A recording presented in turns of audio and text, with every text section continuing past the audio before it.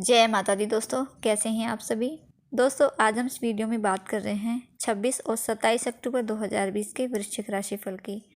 बात करेंगे कि अक्टूबर माह के ये 2 दिन आपके लिए कैसे रहेंगे। और इसके साथ ही 27 अक्टूबर को पापा कुंछा एकादशी का व्रत भी है। इसकी क्या पूजा विधि है, क्या शुभ तिथि रहेगी, सभी पर चर्चा करेंगे। राशिफल जानने से पहले 26 और 27 अक्टूबर का पंचांग जान लेते हैं। पहले बात करेंगे 26 अक्टूबर की। 26 अक्टूबर दिन सोमवार है। आश्विन मास शुक्ल पक्ष की एकादशी तिथि रहेगी। एकादशी तिथि सुबह 9 बजे से शुरू होगी। वृद्धि नाम का योग बन रहा है और शतभिषा नक्षत्र रहेगा इस दिन। अभिजीत मुहूर्त सुबह 11:42 से दोपहर 12:27 तक का है। और राहु काल का समय सुबह 7:53 से 9:17 तक का रहेगा। और अब बात करते हैं 27 अक्टूबर की। 27 अक्टूबर दिन मंगलवार है। शुक्ल पक्ष की एकादशी तिथि का व्रत रहेगा। द्वादशी तिथि सुबह 10:48 से शुरू होगी। इससे पहले तक एकादशी तिथि रहेगी। ध्रुव योग बन रहा है और पूर्वा भाद्रपद नक्षत्र रहेगा। अभिजीत मुहूर्त सुबह 11:42 से दोपहर 12:27 तक का है। राहु काल का समय दोपहर 2:52 से 4:15 तक का रहेगा। और अब बात करते हैं वृश्चिक राशि फल की। जानते हैं कि ये 2 दिन आपके लिए कैसे रहेंगे। दिन आपके लिए शुभ रहेंगे। कार्यक्षेत्र में परिस्थितियां ऐसे में आपके लिए अनुकूल बनी रहेंगी। अच्छा प्रदर्शन आप करोगे, जिससे आपको सफलता की पूरी संभावना है। लेकिन किसी वजह से इस समय मानसिक तनाव आपको काम करने से रोक सकता है, क्योंकि इस समय विचारों में, स्वभाव में उतार चढ़ाव रहेगा। भावुक रहोगे, लेकिन तनाव के कारण आपको अपने काम बीच में नहीं छोड़ने हैं। समय पर अपने कामों को पूरा करने की कोशिश करें। अपने काम पर पूरा फोकस बनाकर रखें। हर तरह के तनाव से, विवादों से आप दूर रहें। और किसी भी तरह के दस्तावेजों को संभालते समय इस समय पूरी सावधानी बरतिएगा। नौकरी पेशा लोगों के लिए भी यहाँ अच्छी स्थिति रहेगी। लाभकारी समय आपके लिए रहेगा। छोटी दूरी की यात्रा करने का भी मौका आपको मिल सकता है और इन यात्राओं से भी आपको लाभ ही रहेगा। इन दिनों आपको धन से संबंधित कोई परेशानी नहीं रहेगी, क्योंकि इस समय दैनिक आय बढ़ने से आपका आर्थिक पक्ष मजबूत रहेगा। व्यापार व्यवसाय में आपको लाभ होगा। आपके सुखों में वृद्धि का ये समय रहेगा। इस समय पैसों का आगमन आपके लिए बना ही रहेगा, लेकिन इसके साथ ही आपका खर्च भी जरूर होगा। मांगलिक कार्यों पर या लग्जरी आइटम पर पैसा आप खर्च करोगे, लेकिन फिजूल खर्चों पर आपको यहाँ नियंत्रण रखना होगा। इन दिनों आपको कोई पैतृक संपत्ति मिल सकती है। माँ की सलाह आपको मिल सकती है। अगर पैतृक संपत्ति को लेकर आपका कोई भी विवाद चल रहा है तो वो आपका सुलझ जाएगा आपकी माँ के आशीर्वाद से, उनकी सलाह से।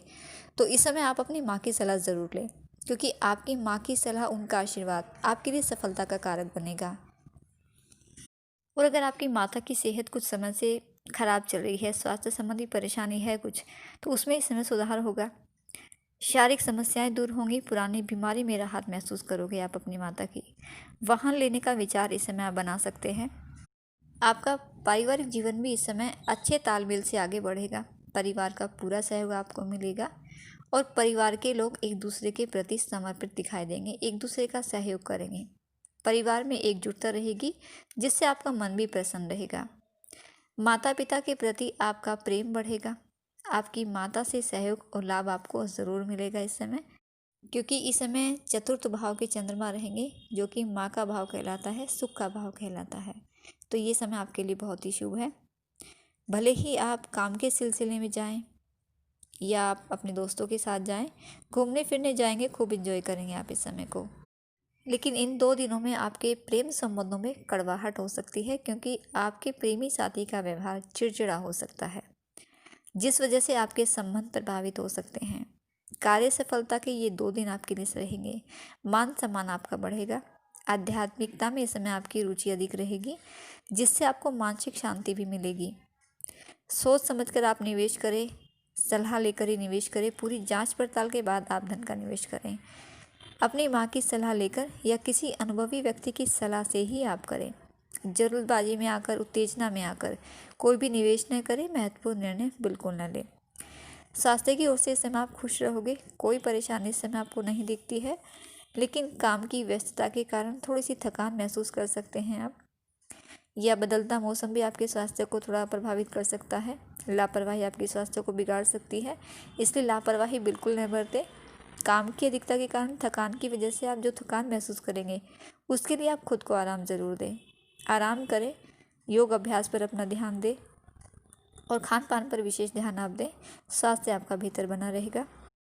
और दोस्तों 27 अक्टूबर को पापाकुंशा एकादशी है। आश्विन मास के शुक्ल पक्ष एकादशी को पापाकुंशा एकादशी आती है। इस बार ये एकादशी 27 अक्टूबर को मनाई जाएगी। वैसे तो हालांकि एकादशी तिथि 26 अक्टूबर की सुबह 9 बजे से शुरू हो जाएगी, लेकिन क्योंकि जो तिथि सूर्योदय में आती है वही तिथि मान्य होती है, इसीलिए क्योंकि उदय तिथि 27 अक्टूबर को मिल रही है तो 27 अक्टूबर को ही एकादशी का ये व्रत किया जाएगा। इस एकादशी पर भगवान पद्मनाभ की पूजा की जाती है, इसलिए इस एकादशी को पद्म नाम की एकादशी के नाम से भी जानते हैं।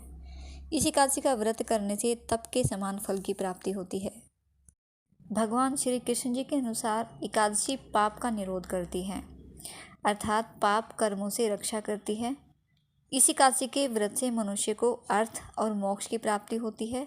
इस व्रत के प्रभाव से मनुष्य के संचित पाप नष्ट हो जाते हैं।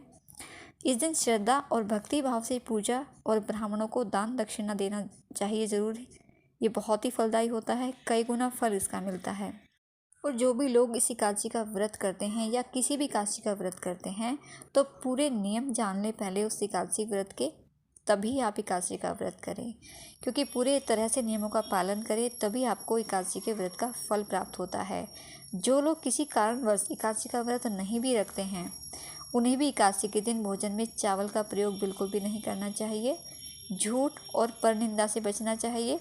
और जो व्यक्ति एकादशी के दिन विष्णु सहस्त्र नाम का पाठ करता है उस पर भगवान विष्णु की विशेष कृपा होती है। और साथ ही पापाकुंशा एकादशी के दिन मौन रहकर भगवत स्मरण किया जाता है, जो बहुत ही फलदायी होता है। तो अगर इस दिन भगवान की सच्चे मन से पूजा अर्चना की जाए तो इससे व्यक्ति का मन शुद्ध हो जाता है।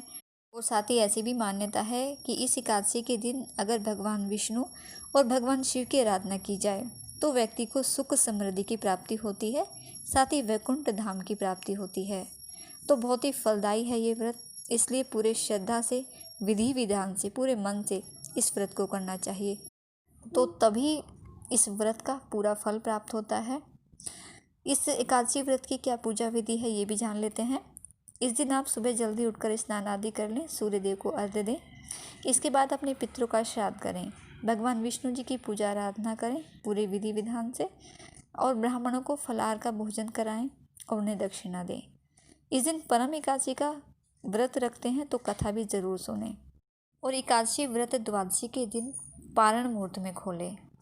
तो एकादशी तिथि और व्रत पारण का समय क्या रहेगा इसकी भी चर्चा कर लेते हैं। एकादशी तिथि प्रारंभ होगी 26 अक्टूबर को सुबह 9 बजे से। एकादशी तिथि की समाप्ति होगी 27 अक्टूबर 2020 सुबह 10:40 पर।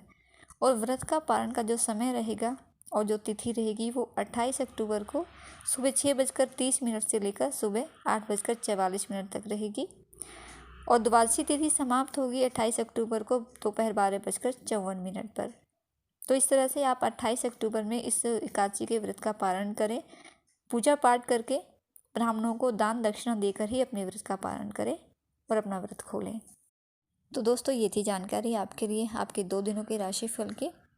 और परम एकादशी से जुड़ी कुछ जानकारियाँ, पूजा विधि, शुभ तिथि क्या रहेगी, सभी जानकारियाँ। वीडियो अच्छा लगा है, जानकारी पसंद आई है तो वीडियो को लाइक और शेयर करना बिल्कुल न भूलिएगा। आपका दिन शुभ रहे। माता रानी आपको और आपके परिवार को स्वस्थ रखे। इसी शुभकामना के साथ जय माता दी।